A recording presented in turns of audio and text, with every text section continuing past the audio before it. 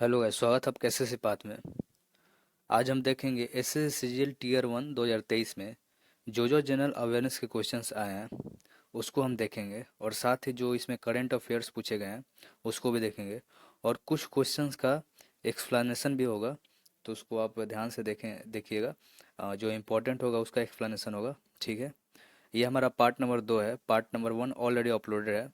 आप Telegram channel पर join हो जाएं, जिससे आने वाला वीडियो जो मतलब पीछे का जो वीडियो होगा वो वहाँ पे मिल जाएगा आपको।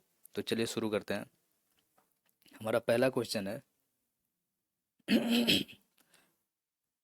पहला क्वेश्चन हमारा, लाइनस कार्ल पॉलिंग को रासायनिक आबंध की प्रकृति और जटिल पदार्थों की संरचना की व्याख्या के लिए इसके अनुप्रयोग के क्षेत्र में उनके शोध के लिए रसायन विज्ञान में नोबेल पुरस्कार कब मिला?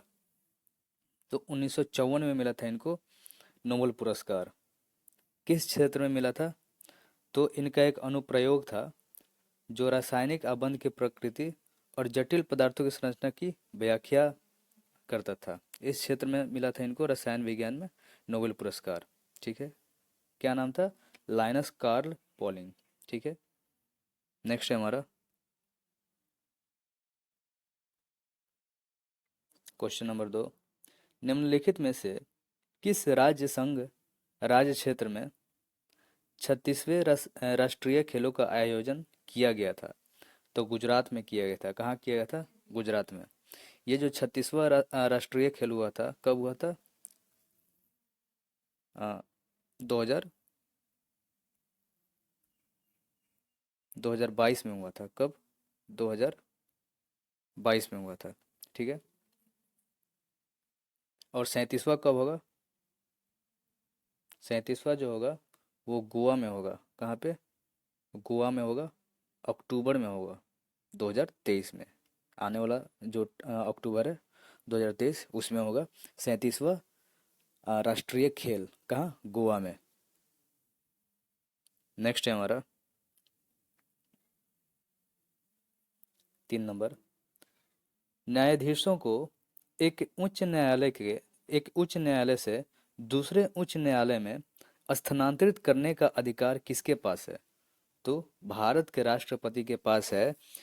न्यायाधीशों को, जो न्यायाधीश होते हैं उनको उच्च न्यायालय मतलब कि एक हाई कोर्ट से दूसरे हाई कोर्ट में स्थानांतरित मतलब कि स्थानांतरण करने का अधिकार किसके पास? राष्ट्रपति के पास है।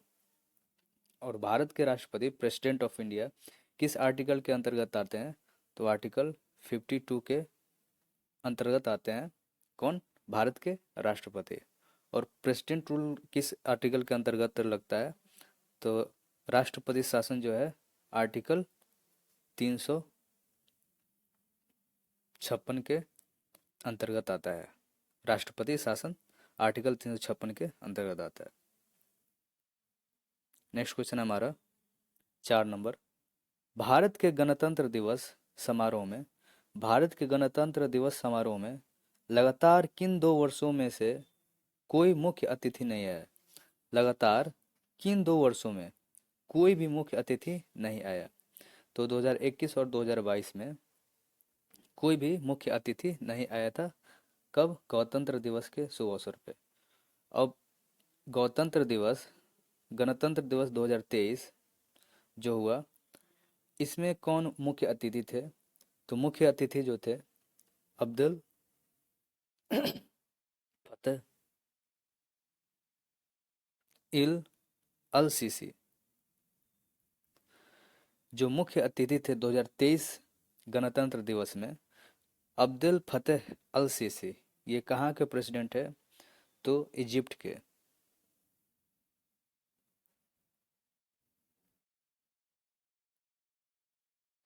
ये कहाँ के प्रेसिडेंट? इजिप्ट के हैं। कौन? अब्दुल फतेह अल सीसी।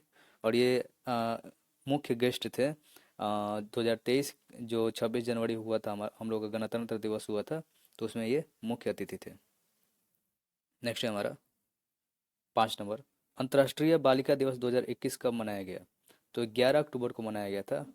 अंतर्राष्ट्रीय बालिका दिवस 2021 11 अक्टूबर को मनाया जाता है। ठीक है। और इसका जो थीम 2022 का थीम जो था 2022 का जो थीम था इसका क्या था? अब हमारा समय है, हमारे अधिकार हमारा भविष्य है। अब हमारा समय है, हमारे अधिकार हमारा भविष्य है। ये क्या था? 2022 का थीम था। और ये अंतर्राष्ट्रीय बालिका दिवस कब मनाया जाता है? तो 11 अक्टूबर को मनाया जाता है। और 2022 का थीम क्या था? अब हमारा समय है, हमारे अधिकार हमारा भविष्य है। ठीक है। नेक्स्ट है 6 नंबर। डैश हवा, प्रकाश, नमी या भोजन को खराब करने वाली जीवाणुविक क्रिया के संपर्क में आने पर वसा और तेलों के पूर्ण या अपूर्ण ऑक्सीकरण या जल अपघटन की प्रक्रिया है। तो विकृत गंधक, विकृत विकृति गंधन, जो विकृति गंधन होता है वो हवा, प्रकाश, नमी या भोजन को खराब करने वाली जीवाणुविक क्रिया के संपर्क में आने पर वसा और तेलों के पूर्ण या अपूर्ण ऑक्सीकरण या जल अपघटन की प्रक्रिया है। ये कौन? विकृति गंधन। नेक्स्ट है हमारा, एक तत्व की परमाणु संख्या, एक तत्व है जो जिसकी परमाणु संख्या क्या होगी, जो आवर्त 2 और समूह 17 में उपस्थित है। तो कौन सा? परमाणु संख्या 9। परमाणु संख्या 9 ये कौन सा है? तो फ्लोरीन जो है, जिसका परमाणु संख्या 9 होता है। ये क्या है? आवर्त 2 और समूह 17 का सदस्य है। फ्लोरीन, क्लोरीन, ब्रोमीन, आयोडीन और स्टैटलिन होता है। ये सब क्या है? हैलोजन ग्रुप का मेंबर है। कौन सा? हैलोजन ग्रुप का। निम्नलिखित में से किसकी स्थापना 1875 में बंबई में की हुई थी? तो आर्य समाज की स्थापना 1875 में की गई थी।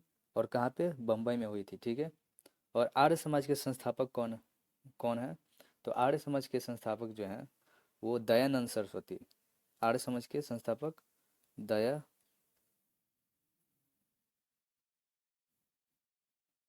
दयानंद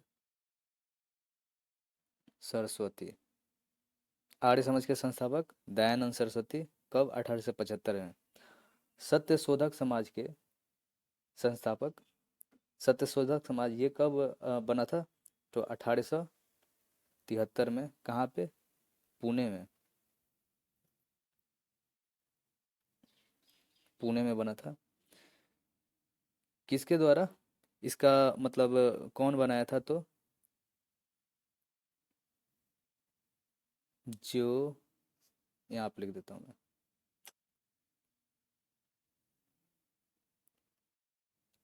ज्योतिबा फूले। सत्य शोधक समाज कब बना था? 1873 में। कहाँ पे? पुणे में। किसके द्वारा? तो ज्योतिबा फूले के द्वारा बनाया गया था। ठीक है। और ब्राह्म समाज किसके द्वारा? ब्राह्म समाज का स्थापना कब हुआ था? तो ब्राह्म समाज का स्थापना जो हुआ था वो हुआ था 1828 में। कब? 1800 1828 में हुआ था। कहाँ पे? कोलकाता में। किसके द्वारा? तो राजा राम मोहन राय। राजा राम मोहन राय के द्वारा इसकी स्थापना की गई थी। किसकी? ब्राह्मण समाज की। और आर्य समाज की स्थापना किसके द्वारा? दयानंद सरस्वती। सत्यशोधक समाज की स्थापना किसके द्वारा? तो ज्योतिबा फूले के द्वारा। बढ़ते हैं नेक्स्ट क्वेश्चन पे। 9 नंबर। उत्तर पश्चिम भारत में पठानों ने किसके नेतृत्व में लाल कुर्ती मतलब रेड शर्ट के नाम से मशहूर खुदाई खिदमतकार संस्था की स्थापना की थी? तो खान अब्दुल गफ्फार ने किसकी स्थापना की थी? खुदाई खिदमतगार संस्था की स्थापना की थी। कहाँ? उत्तर पश्चिम भारत में। नेक्स्ट है हमारा, फिशर के मात्रा सिद्धांत को उनके द्वारा डैश के रूप में दिए गए प्रसिद्ध समीकरण के माध्यम से समझाया गया है। तो M V equal to P T, जो इनका फिशर का जो इक्वेशन है M V equal to P T, ये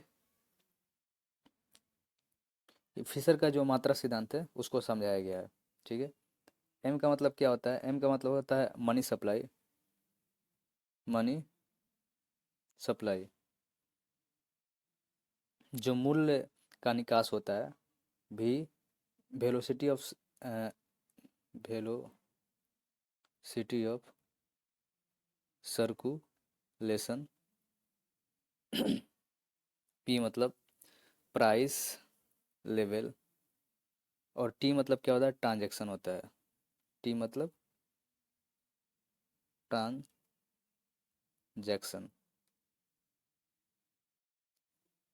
नेक्स्ट क्वेश्चन बढ़ते हैं। 11 नंबर। जनवरी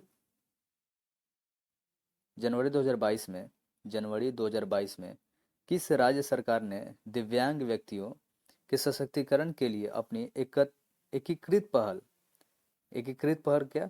भीम भोई भिनखयामा समर्थ अभियान, PBSA, भीम भोई भिनखयामा सामर्थ अभियान को अगले 5 वर्षों के लिए बढ़ाया है?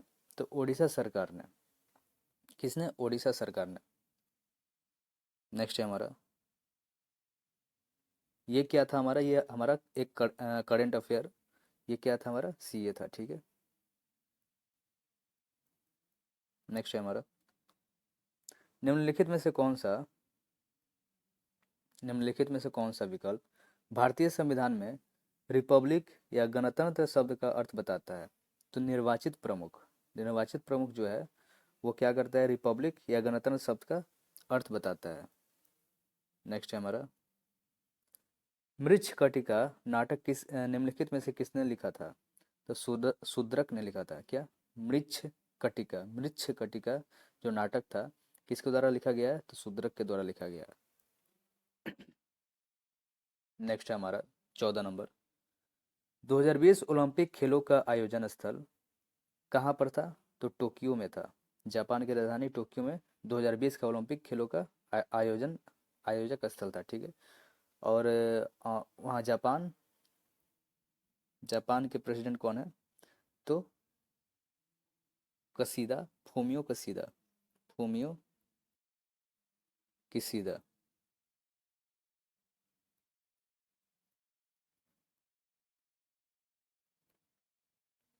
ठीक है। 2024 का जो ओलंपिक खेल है उसका वेन्यू कहाँ पे है? उसका आयोजन स्थल कहाँ पे है? तो पेरिस में है।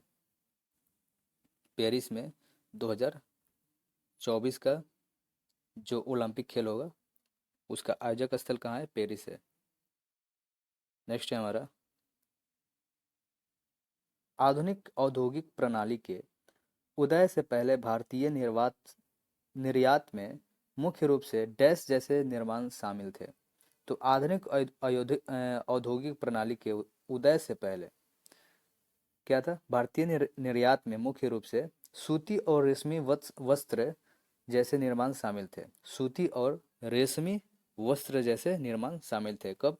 आधुनिक औद्योगिक प्रणाली के उदय से पहले क्या था? सूती और रेशमी वस्त्र जैसे निर्माण शामिल थे। नेक्स्ट है हमारा, डैश का दास कथित डैश का दास कथिया नृत्य ऐतिहासिक और पौराणिक कथाओं को चित्रित करते हुए दो पुरुषों द्वारा किया जाने वाला आदिवासी नृत्य है। तो ओडिशा द्वारा ओडिशा का जो दास कथिया नृत्य जो है वो क्या है? दो पुरुषों द्वारा किया जाने वाला आदिवासी नृत्य है। क्या? ओडिशा का दास कथिया नृत्य। नेक्स्ट है हमारा, निम्नलिखित में से कौन सा लाल शैवाल है?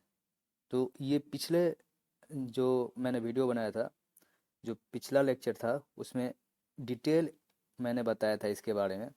फियोफाइसी रोडोफाइसी क्लोरोफाइसी जो है ये सब के बारे में। तो पहले जो वीडियो है उसमें आप जाकर देख सकते हैं। तो यहाँ पे क्या बोला है? निम्नलिखित में से कौन सा लाल शैवाल है? तो रोडोफाइसी है। और ये फियोफाइसी क्या है? फियोफाइसी जो है हरा नीला हरा जो शैवाल होता है, ग्रीन ब्लू ग्रीन अलगी जो होता है उसके वर्ग का है ये, ठीक है। कौन? फियोफाइसी। फियोफाइसी को क्या कहा जाता है? क्या? सॉरी, यहाँ पर जो फियोफाइसी है वो भूरा शैवाल से संबंधित है। कौन सा? भूरा शैवाल, मतलब ब्राउन अलगी से संबंधित है। फियोफाइसी किससे संबंधित है? तो ब्राउन अलगी से। जो साइनोफाइसी है, साइनोफाइसी है, ये किससे संबंधित है? तो नीला अ, नीला हरा शैवाल से संबंधित है, जिसको हम साइनोबैक्टीरिया भी कहते हैं। और क्लोरोफाइसी क्या है? तो हरा शैवाल से संबंधित है, ठीक है। ग्रीन एल्गी जिसको कहते हैं। ये क्या फियोफाइसी किससे संबंधित है? तो ब्राउन एल्गे से, मतलब कि भूरा शैवाल से। और रोडोफाइसी ये लाल शैवाल से संबंधित है। नेक्स्ट है हमारा 18 नंबर। नृत्याचार्य पुरस्कार, संगीत नाटक अकादमी पुरस्कार और कालिदास सम्मान से सम्मानित गुरु विपिन सिंह किस शास्त्रीय नृत्य को बढ़ावा देने के लिए प्रसिद्ध हैं? तो मणिपुरी को बढ़ावा देने के लिए प्रसिद्ध हैं। कौन? गुरु विपिन सिंह। इनको क्या क्या मिल चुका है? तो नृत्याचार्य पुरस्कार, संगीत नाटक अकादमी पुरस्कार और कालिदास सम्मान से ये सम्मानित हुए हैं। कौन? गुरु विपिन सिंह जो हैं, ठीक है। और किसको बढ़ावा देने के लिए प्रसिद्ध हैं? तो मणिपुर डांस। नेक्स्ट है हमारा शकूर खान और पंडित राम नारायण जैसे संगीतकारों ने निम्नलिखित में से कौन सा वाद्य यंत्र बजाया? तो सारंगी। कौन सा? सारंगी। नेक्स्ट है निम्नलिखित में से हिमालय के किस उपखंड में कंचनजंगा पर्वत स्थित है? तो दार्जिलिंग और सिक्किम हिमालय खंड में कंचनजंगा पर्वत स्थित है। नेक्स्ट है हमारा स्टेटमेंट बेस्ड क्वेश्चन। 21 नंबर। दिए गए विकल्पों में से असत्य असत्य कथन का चयन कीजिए। तो हमारा पहला क्या है? कायांतरिक चट्टानें साधारण रूप से पृथ्वी की सतह के काफी नीचे होने, उच्च तापमान और इसके ऊपर चट्टान की परतों के अधिक दबाव होने के कारण बन सकती है। दूसरा है बैकाल चट्टानें विलय विलयन से अवक्षेपित घुलित सामग्री से बनती है। तीसरा, अवसादित चट्टानें जल निकायों के भीतर और पृथ्वी की सतह पर उस सामग्री के जमाव और उसके बाद के सीमेंटीकरण से बनती है। मैग्मा या लावा के ठंडे होने पर और जमने से अग्नेय चट्टान का निर्माण होता है। तो सबसे पहले हम यहाँ पर देखेंगे चट्टानों को लेकर क्या क्या दिया है। तो पहला है कायांतरिक चट्टानें, दूसरा अवसादित चट्टानें, और तीसरा जो है अग्नेय चट्टाने के बारे में यहाँ पर दिया हुआ है। अग्नेय चट्टाने के बारे में हम जानते हैं कि चट्टान कितने प्रकार के होते हैं। तो चट्टान जो है 3 प्रकार के होते हैं, अवसादी, अग्नेय और कायांतरिक। यहाँ पे जो बैकाल चट्टान दिया है ये गलत है। यहाँ पे क्या बैकाल चट्टान कुछ होता नहीं है ऐसा, ठीक है। तो क्या आंसर हो जाएगा हमारा? ये नंबर ये हो जाएगा। और कायांतरिक चट्टान यहाँ पर देख सकते हैं इसके बारे में लिखा हुआ है। और अग्नेय चट्टान जो जो मैग्मा जो लावा निकलता है वो ठंडा होने से और जमने से इसका निर्माण होता है, ठीक है। नेक्स्ट है हमारा 1528 में चंदेरी के युद्ध में निम्नलिखित में से किसकी हार हुई थी? तो मेदिनी राय की हार हुई थी। किसके किसके बीच हुआ था? 1528 की का जो चंदेरी का युद्ध हुआ था किसके बीच में हुआ था? तो बाबर और मेदिनी राय के बीच में हुआ था, ठीक है। शेरशाह सूरी का जन्म कब हुआ था? तो शेरशाह सूरी का जन्म जो हुआ था वो 1486 में हुआ था। और कहाँ पे हुआ था? सासाराम में हुआ था। सासाराम। और डेथ कब हुआ था? तो 1545 में डेथ हुआ था। 1545 में डेथ हुआ था। कहाँ पे? कालिंजर फोर्ट। कालिंजर फोर्ट, ठीक है। सिकंदर लोदी का जन्म कब हुआ था? जो 1458 में। कहाँ पे? दिल्ली में। और मृत्यु कब हुआ था? डेथ कब हुआ था? तो 1517 में आगरा में। नेक्स्ट है हमारा IBEF 2021 के अनुसार, IBEF 2021 के अनुसार भारतीय औषधि उद्योग मात्रा के आधार पर दुनिया में डैश स्थान पर है। भारतीय औषधि उद्योग मात्रा के आधार पर दुनिया में कितने नंबर पे है? तो तीसरे नंबर पे है IBEF 2021 के अनुसार। IBEF क्या है? तो इंडियन जो India India brand equality foundation, इसका फुल फॉर्म क्या है?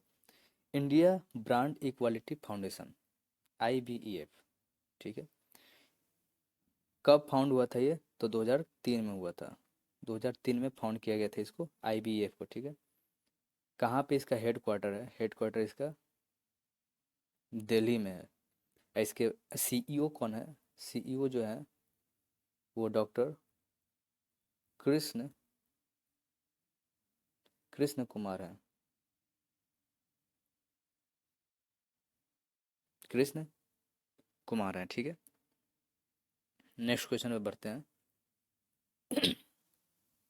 24 नंबर, के.एन. नजीब बनाम भारत संघ का मामला निम्नलिखित में से किस अनुच्छेद के तहत अधिकारों के उल्लंघन से संबंधित है? तो अनुच्छेद 21। अनुच्छेद 21। अनुच्छेद 21 क्या कहता है? Protection of life and personal liberty, मतलब लाइफ का जो प्रोटेक्शन है उसको, उससे रिलेटेड है क्या हमारा आर्टिकल या अनुच्छेद 21। अनुच्छेद जो 19 है किससे संबंधित है? तो freedom of speech and expression, मतलब बोलने की जो आज़ादी है, बोलने की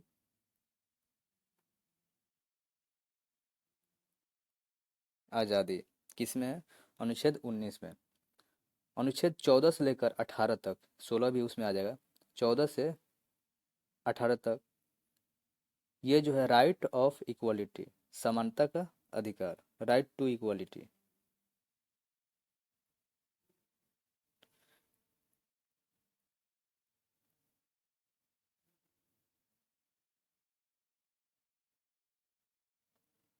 समानता का अधिकार।